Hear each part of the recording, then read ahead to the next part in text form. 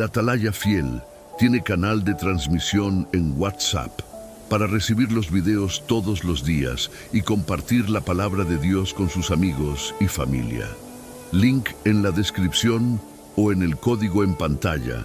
Continuemos ahora con nuestro estudio y que el Espíritu Santo ilumine nuestros corazones y oídos.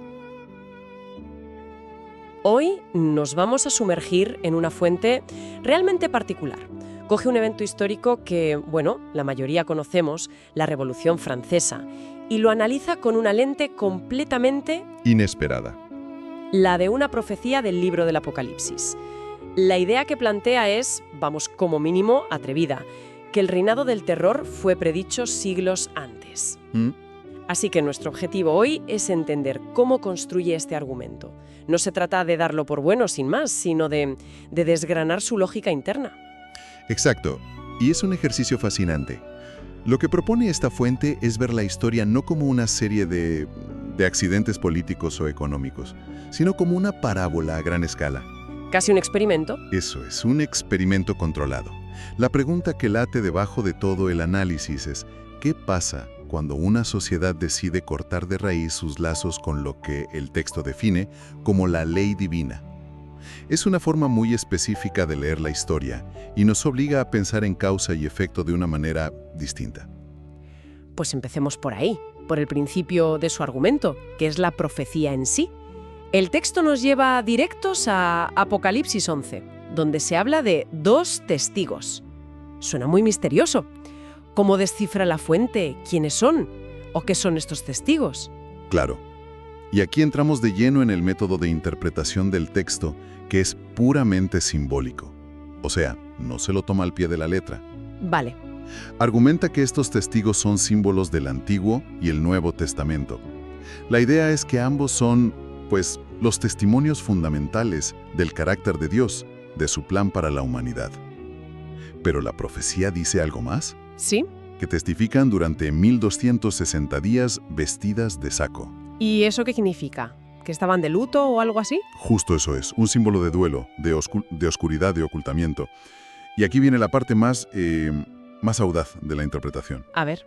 El texto aplica un principio profético donde un día equivale a un año. Ah, el principio día por año. Exacto. Así, los 1260 días se convierten en 1260 años.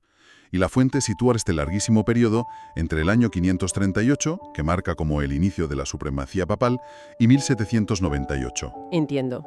Y durante toda esa época, argumenta, la Biblia fue suprimida, mantenida en latín, lejos del pueblo, o su mensaje tergiversado. De ahí las ropas de saco. Su verdad estaba oscurecida. Entiendo la lógica interna que sigue el texto, pero es una afirmación muy potente. Básicamente está diciendo que un evento de finales del siglo XVIII fue predicho con más de 1000 años de antelación, usando unas fechas muy concretas. Desde fuera, esto puede sonar un poco a encajar la historia en la profecía después de que ocurriera, ¿no crees? ¿Cómo lo justifica el texto? Es una objeción totalmente lógica. El texto, claro, no la aborda desde una perspectiva histórica secular. Se mantiene dentro de su propio marco teológico. Vale. Para el autor, estas fechas no son arbitrarias, sino que marcan hitos en lo que considera una lucha espiritual.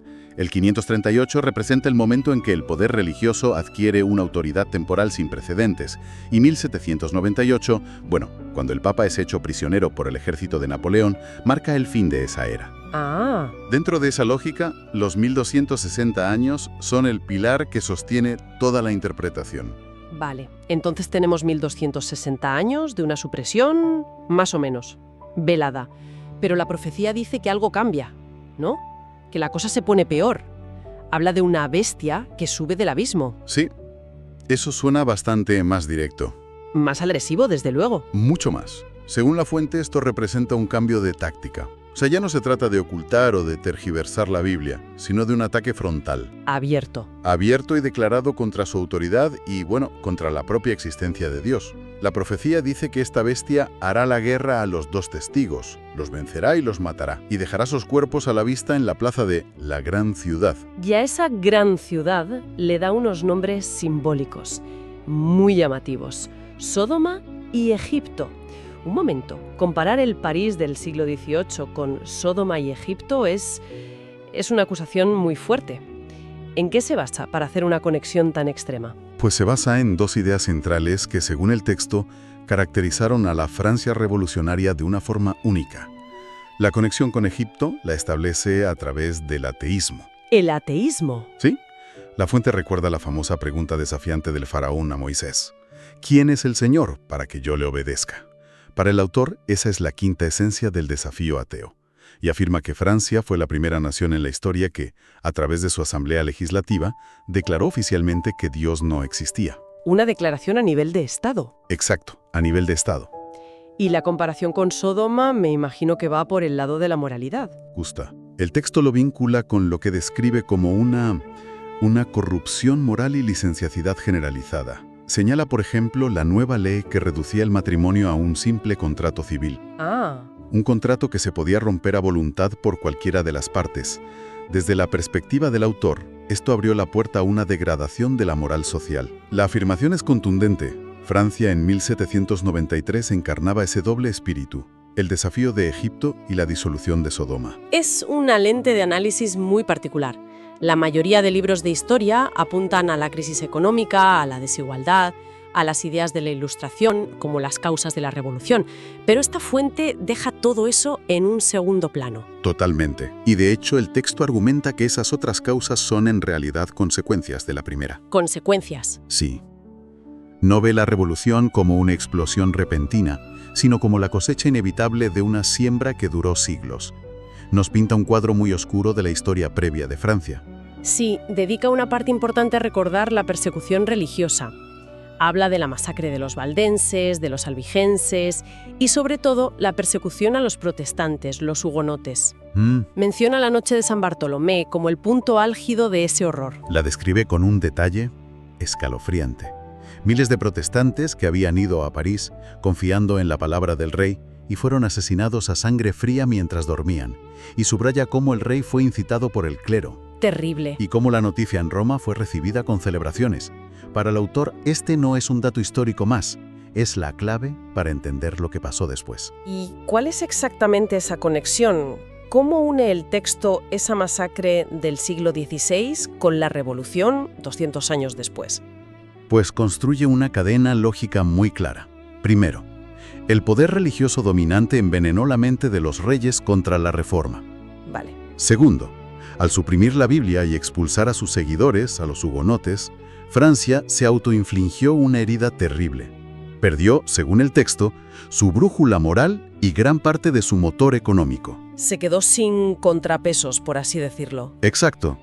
Sin el contrapeso de una ética basada en el Evangelio, la opresión de la nobleza sobre un campesinado empobrecido se volvió insoportable. Claro. Y el punto final de su argumento es que, cuando el pueblo finalmente se rebeló, no solo lo hizo contra el rey y los sacerdotes, lo hizo contra el Dios que ellos decían representar. O sea que, para ser libres, tenían que deshacerse de todo a la vez. De todos ellos, y trágicamente al rechazar el error, arrastraron también la verdad. Y esa rebelión es lo que conocemos como el reinado del terror. Aquí es donde el texto sitúa el asesinato simbólico de los dos testigos de la Biblia. Los actos que describe son realmente impactantes. Son la materialización de ese rechazo total. La Asamblea Nacional abolió oficialmente el culto a Dios. Se organizaron procesiones. Sí, por las ciudades, donde recogían Biblias para quemarlas en hogueras públicas. Eliminaron la semana de 7 días y el descanso dominical. Lo cambiaron por un ciclo de 10 días, ¿verdad? Exacto, un ciclo de 10 días. Y el 10º era para la fiesta y la juerga. Y luego está esa escena increíble en la Catedral de Notre Dame. Hay que pararse un momento a pensar en el impacto de esa escena. La Catedral de Notre Dame, el epicentro de la fe en Francia durante siglos. Y de repente, en el altar mayor, una bailarina de la ópera. Coronada como la diosa de la razón. El texto lo usa como la imagen definitiva del rechazo, el desafío llevado a su máxima expresión. La fuente incluso cita a un sacerdote de esta nueva religión que gritó: «Dios, si existes, venga tu nombre injuriado. Te desafío». Un eco directo, dice, de la soberbia del faraón. El mismo. Y según esta interpretación, las consecuencias de ese acto fueron inmediatas. y terribles. El texto presenta el reinado del terror como la consecuencia directa, inevitable, de borrar la ley de Dios de una sociedad. Describe una Francia sumida en la anarquía, un vasto campo de facciones rivales. Donde la guillotina no paraba. No paraba de trabajar. Y destaca una ironía muy amarga en todo esto. Una ironía terrible. El texto señala que el clero, que durante siglos había perseguido a los protestantes, acabó sufriendo exactamente el mismo destino. Vaya. Los sacerdotes fueron masacrados, arrojados a las mismas prisiones y galeras donde antes habían enviado a los herejes. Es como si la lección de crueldad que habían enseñado durante tanto tiempo, dice la fuente, hubiera sido aprendida a la perfección por el pueblo. Y ahora la aplicaban sobre sus antiguos maestros. Justo. Pero la profecía no se queda en la muerte de los testigos, dice algo más. Pero después de los 3 días y medio, entró en ellos un soplo de vida de parte de Dios y se pusieron en pie. Si el asesinato fue la prohibición de la Biblia, ¿cómo interpreta el texto esta resurrección? Pues la interpretación es sorprendentemente precisa en el tiempo. El decreto de la Asamblea que prohibía la Biblia se aprobó en noviembre de 1793. Vale. El texto señala que exactamente 3 años y medio después, en junio de 1797, la misma Asamblea votó para anular ese decreto. La misma Asamblea. La misma, garantizando la libertad de culto. Para el autor, ese es el momento en que los testigos, simbólicamente, se pusieron en pie. La propia nación que intentó silenciarlos acabó reconociendo que la fe era necesaria. Es un paralelismo muy exacto. Y la profecía sigue. Dice que oyeron una voz del cielo que les decía suban para acá y que subieron en una nube. ¿Qué sería esa ascensión? El texto interpreta esta ascensión como el honor y la prominencia sin precedentes que recibió la Biblia justo después de este periodo tan oscuro. Es como si el mundo, tras ver el desastre, reaccionara. Justo, con una sed renovada por las Escrituras. En 1804 se funda la Sociedad Bíblica Británica y Extranjera. En 1816, la Americana. Surgen organizaciones por toda Europa. Y de repente hay una explosión en la traducción y distribución de la Biblia a una escala nunca vista. Aquí el texto introduce un contraste muy potente con la famosa predicción de Voltaire. Exactamente. Voltaire, el gran filósofo, había dicho: «Estoy cansado de oír que 12 hombres establecieron la religión cristiana. Probaré que un hombre bastará para derribarla». Una frase muy célebre. Pues la ironía que destaca la fuente es que menos de 100 años después de su muerte, la misma imprenta que había usado Voltaire en Ginebra ¿Sí? estaba siendo utilizada por la Sociedad Bíblica para imprimir Biblias.